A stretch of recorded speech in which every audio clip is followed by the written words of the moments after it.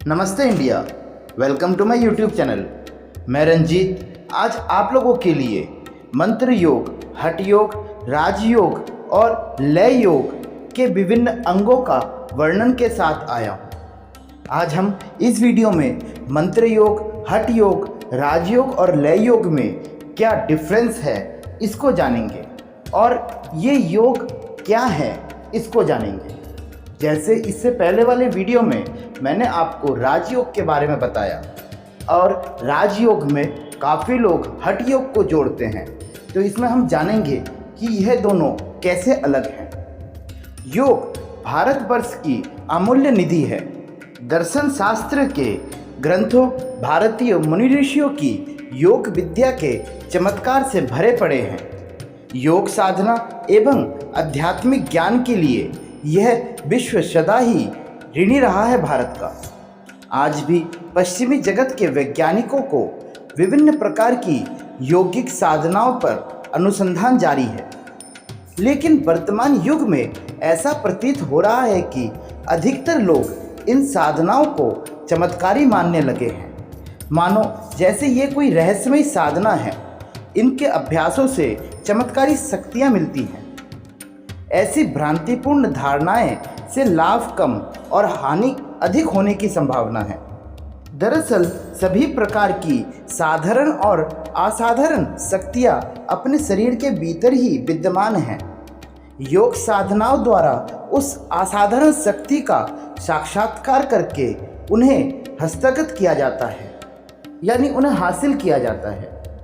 किंतु इन रहस्यमय योग साधनाओं के अभ्यास से पहले इनके बारे में जानकारी प्राप्त करना आवश्यक है। तो चलिए जानते हैं प्राचीन भारत के मुनि ऋषियों द्वारा बताए गए 4 महत्वपूर्ण योग के बारे में, जिनका नाम कुछ इस प्रकार है: मंत्र योग, हठ योग, लय योग और राजयोग। मंत्र योग। मंत्र यह मन शब्द से बना है, जिसका अर्थ होता है चिंतन करना, तथा त्रय का अर्थ होता है त्राण से। इस प्रकार मंत्र शब्द का अर्थ हुआ चिंतन के माध्यम से मुक्ति। मानसिक, आध्यात्मिक आदि उत्थान होते मंत्र का विशेष महत्व है। किसी मंत्र विशेष के निरंतर या नियमित जाप के माध्यम से कर्म बंधनों का क्षय करते हुए मुक्ति को प्राप्त होने की प्रक्रिया को ही मंत्र योग कहलाते हैं। इजी वे में अगर कहें तो वह शक्ति जो मन को बंधनों से मुक्त करे वही मंत्र है। मंत्र शब्द का सामान्य अर्थ ध्वनि या कंपन से है। योग उपनिषद में मंत्र योग को 5वां स्थान दिया गया है। योग के अनुसार मन को अशुद्धि से बचाने एवं बिखराव से रोकने के लिए योग विधि का उद्देश्य होता है। जीवन में तामसिक और राजसिक गुणों के प्रति आकर्षण ही अशुद्धियां हैं, जिसके परिणाम स्वरूप वह एक निश्चित रूप से कार्य करने लगता है।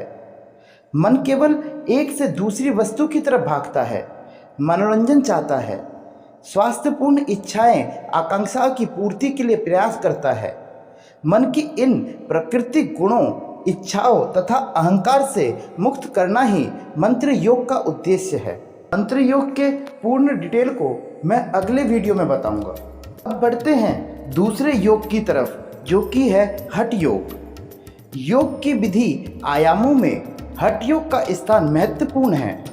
ऐसा कहा जाता है हठ योग तथा तंत्र विद्या का संबंध अधिक निकट का है, अर्थात तंत्र विद्या से हठ योग की उत्पत्ति मानी जाती है। ऐसा इसलिए कहा गया है क्योंकि भगवान शिव ही इन दोनों विद्याओं के स्रोत हैं। हठ योग का अर्थ आज व्यवहारिक रूप में जबरदस्ती किए जाने वाला, अर्थात शरीर की शक्ति के विपरीत लगाकर किए जाने वाला योग के अर्थ में जाना जाता है, किंतु यह उचित नहीं। हठ शब्द का अर्थ शास्त्रों में प्रतीकात्मक रूप से लिया जाता है। हठ शब्द में ह और ठ 2 अक्षर हैं। इसमें हाकार का अर्थ सूर्य स्वर से या पिंगला नाड़ी से है, वही ठाकार शब्द का अर्थ चंद्रेश्वर या ईडा नाड़ी से है। इन सूर्य और चंद्रेश्वर के मिलने से ही हठ योग कहा जाता है, क्योंकि सूर्य और चंद्र के मिलन से वायु सुषुम्ना में चलने लगता है, जिससे मूलाधार में सोई हुई कुंडलिनी शक्ति जागृत होकर सुषुम्ना में प्रवेश कर ऊपर की ओर चलने लगती है तथा षष्ठ चक्र को भेदन करते हुए उस ब्रह्म में जाकर ब्रह्म के साथ एक तत्व को प्राप्त करती है। यहीं पर आत्मा और परम आत्मा तल का मिलन है। इस मिलन से साधक का अज्ञान नष्ट होकर ज्ञान का उदय होता है और दुखों का नाश होता है। इसीलिए इस मिलन की अवस्था को योग कहा जाता है और यही हठ योग का वास्तविक अर्थ है। अतः शरीर, मन एवं प्राण को बस में करना ही हठ योग का लक्ष्य है, क्योंकि शरीर और मन की साधना किए बिना आध्यात्मिक लाभ प्राप्त नहीं किया जा सकता। कुछ लोग हठ योग को ही अष्टांग योग समझते हैं, जबकि दोनों में थोड़ा सा अंतर है। अष्टांग योग में यम, नियम, आसन, प्राणायाम, प्रत्याहार, धारणा, ध्यान और समाधि आते हैं। ये मैंने आपको अपने राजयोग वाले वीडियो में बताया है। अगला जो योग है वह है राजयोग। राजयोग मन में क्रियाकलाप ही मनुष्य के इस माया की जगत के बंधन का कारक है। बुद्धि और विवेक की सहायता से मनुष्य इन बंधनों को काट सकता है। मन को काबू करना यही राजयोग का मुख्य उद्देश्य है। कैसे हम अपने मन को एक बिंदु पे लेके आ सके। बुद्धि और विवेक की जो क्रिया विचार है, अतः उसके द्वारा चित्त वृत्तियों के निरोध की जो क्रिया शैली है, उसका नाम राजयोग है। आप राजयोग को और भी आसान तरीके से समझने के लिए मेरे पिछले बनाए गए राजयोग के वीडियो को देखें। उसमें आपको बहुत इजी वे में राजयोग समझने को मिलेगा और कैसे मन को बांधना है इस बारे में आपको पता चलेगा। अब आता है लय योग। अर्श ग्रंथ में कहा गया है यत पिंडे तत ब्रह्मांडे, अर्थात जो कुछ भी इस अखिल विश्व ब्रह्मांड में है वह सब कुछ इस मानव शरीर में भी है। पिंड रूपी मनुष्य शरीर में ब्रह्मांड व्यापिनी प्रकृति शक्ति का केंद्र है। मूलाधार पद्म में स्थित 3.5 चक्र लगाए हुए सर्पकार कुंडलिनी है। ब्रह्मांड व्यापी पुरुष का केंद्र मनुष्य शरीर में सहस्त्र दल कमल के रूप में है, जिन्हें हम सहस्त्र चक्र कहते हैं।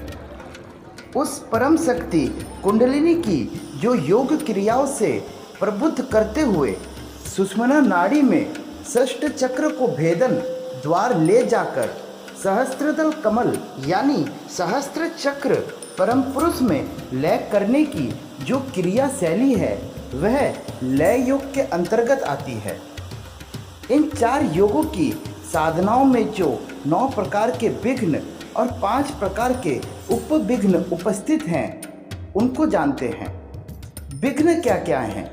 सबसे पहली है व्याधि यानी रोग, दूसरी है शिथिलता, फिर है संशय, फिर है प्रमाद यानी जानबूझकर योग आदि के नियमों का पालन ना करना, फिर आता है आलस्य, फिर आता है विशेष भोगों में रुचि उत्पन्न होना, अगला भ्रांति, फिर आता है दर्शन, फिर आता है भूमि विशेष का लाभ होने पर भी चित्त का स्थिर ना हो पाना।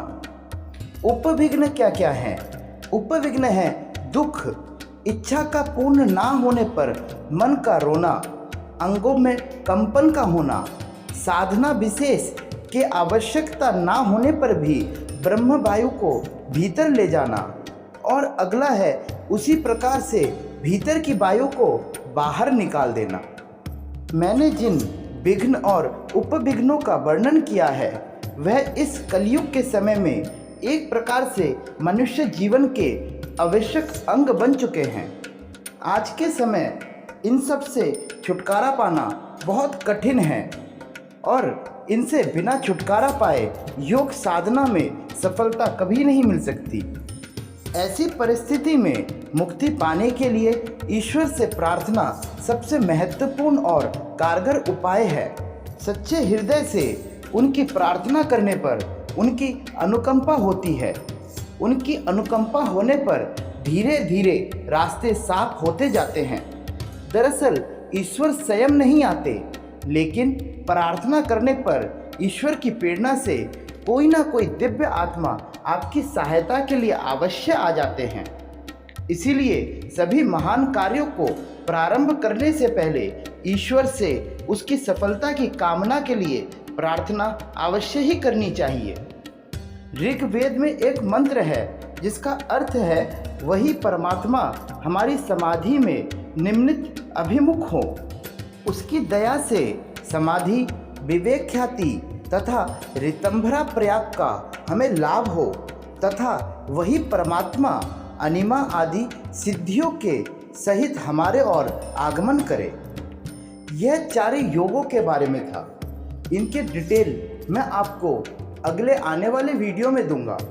बाकी राजयोग के बारे में आप मेरे पिछले वीडियो को देख सकते हैं, जिसमें मैंने राजयोग को बहुत इजी वे में समझाया है। आपको यह वीडियो कैसी लगी आप कमेंट करके ज़रूर बताएं। वीडियो अच्छी लगी हो तो लाइक एंड शेयर करें और नेक्स्ट नोटिफिकेशन के लिए चैनल को सब्सक्राइब करें, ताकि आपको आने वाली वीडियो के बारे में जानकारी प्राप्त हो। धन्यवाद।